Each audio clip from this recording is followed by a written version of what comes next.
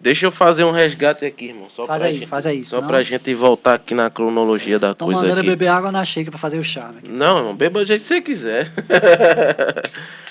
Quando é que tua trajetória se depara aí com a missão? Como é que foi Então. que ficou a tua caminhada depois dessa tua nova condição? Depois que tudo isso aconteceu, como é que tua caminhada ficou? Como é que tu se reergueu e voltou? Beleza. Então, como eu disse a você, lembra que eu falei que os grupos jovens eles acabaram? Foi, sim. Os grupos jovens acabaram, mas existe uma promessa lá no Janga. Isso, sim. Só que alguns jovens permaneceram. E permaneceram querendo viver algo diferente. Então a gente, naquela época, a gente já conversava, poxa, a gente queria fazer um evento, a gente queria fazer algo diferente aqui, né? E a gente tinha uma ideia de fazer algo para a juventude, né? Fazer algo radical. E aí a gente lembrou que tinha na Canção Nova acho que era alguma coisa radical, era um acampamento radical. Não me esqueci o nome agora. Se vocês lembrarem, vocês dizem.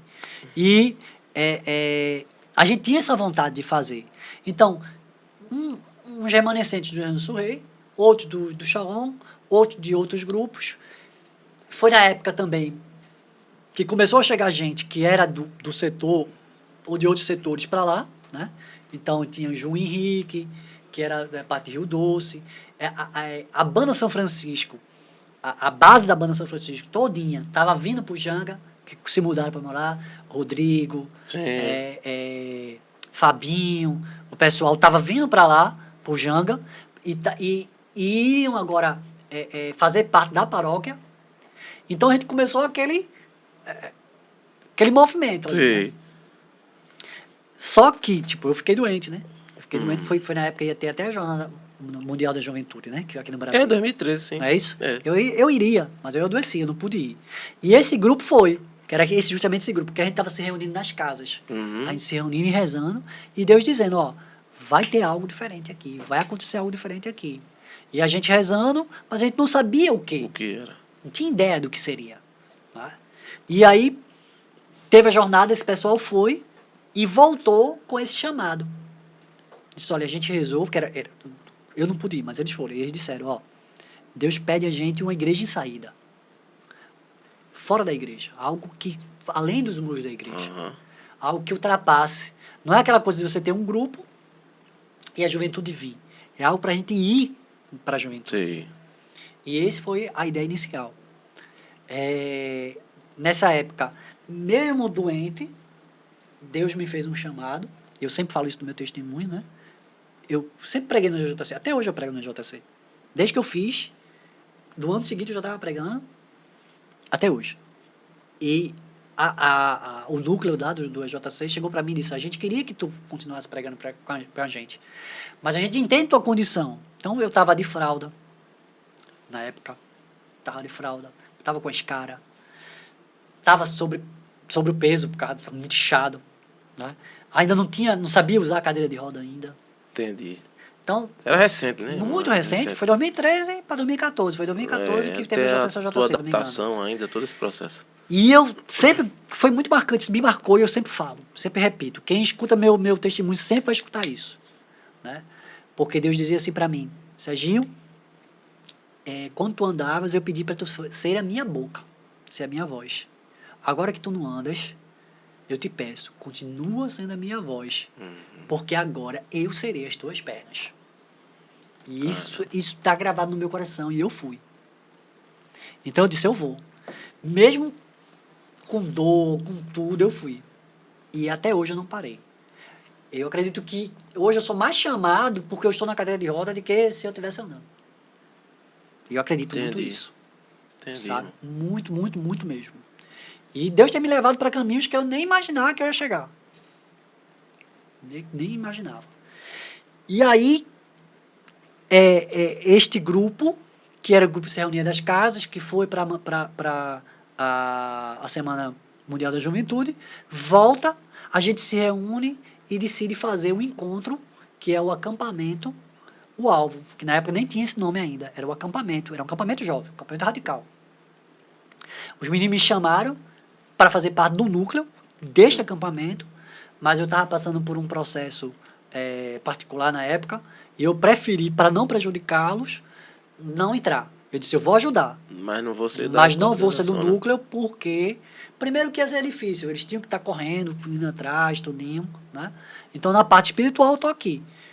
No dia do encontro eu vou estar, mas assim, não dá para eu assumir, né? Porque pode prejudicar. Entendi. E até prejudicar a missão, né? Que nem era missão ainda, né? Era só um grupo Era de o jovens acampamento, que né? queriam fazer o acampamento. Foi em né? aldeia ou não? Foi a aldeia. Eu lembro que o Juninho falou desse. Foi a aldeia.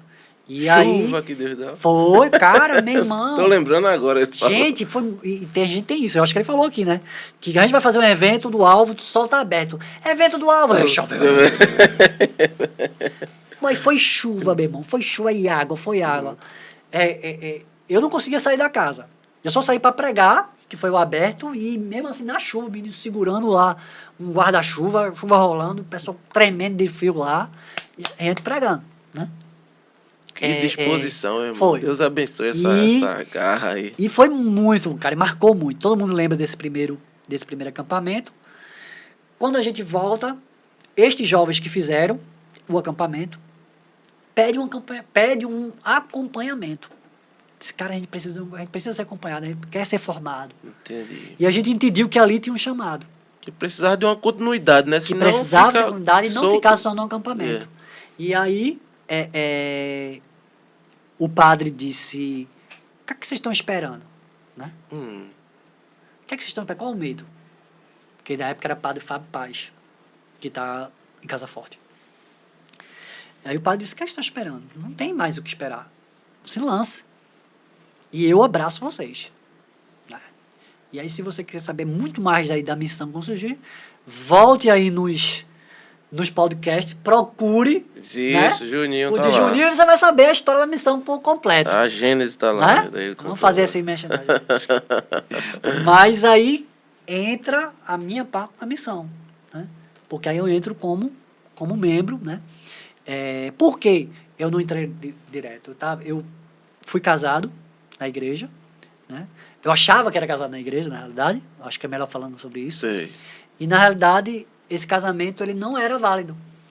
Eu só vim entrar num processo de nulidade para comprovar que esse casamento não existia. Tu e, foi a casado Deus, em qual período? Em 2013 eu estava casado. Eu casei em 2010. Aí ficou 2011, 2012, 2013. Eu estava casado, período. Ainda se estendeu eu já estava separado dentro do casamento, né? Mas aí passou esse período ainda. E aí depois eu me separei definitivo, né? E foi quando eu entrei com o processo de nulidade. E tá aí rolando? a igreja... Não, já foi, já deu, tá certo. Ah, foi? Eu sou solteiro, cara. Ah, deu aí, graças a Deus. Eu nunca fui casado. Esse é um processo um tanto que complicado. Isso, bem trabalhoso. Eu recebi aqui o padre... Oh, Jesus do céu, me ajuda aí. Jurandir? Foi Jurandir não, né? O padre lá, que é advogado que teve aqui, como é o nome dele? Tem padre Fábio... Pedro Bill Arruda. Padre Bill Arruda, que ele é lá desse cura, setor, né? desse da setor aí. Câmara Eclesiástica. Aí ele tava explicando. Tem o padre como Fábio é hoje, o padre Jurandir, que é do oratório. Né? O padre Jurandir foi até que me acompanhou. E realmente o processo é muito longo. Dá um podcast aqui gigante, só a história. E é até bom porque as pessoas não têm conhecimento. Sabe? Sim, sim. É muito, muito. Inclusive, eu tô até ajudando uma menina, não, nem sei quem é, me ligou essa semana, me pedindo orientação para como era o processo, como aconteceu. E aí eu passei, acho que umas 2 horas no telefone só orientando ela, dizendo como eu fiz, como aconteceu, como foi, dando, e se Deus quiser vai dar certo o processo dela aí também. Mas aí, galera, para que dê certo. Porque só sabe quem passa por isso, cara.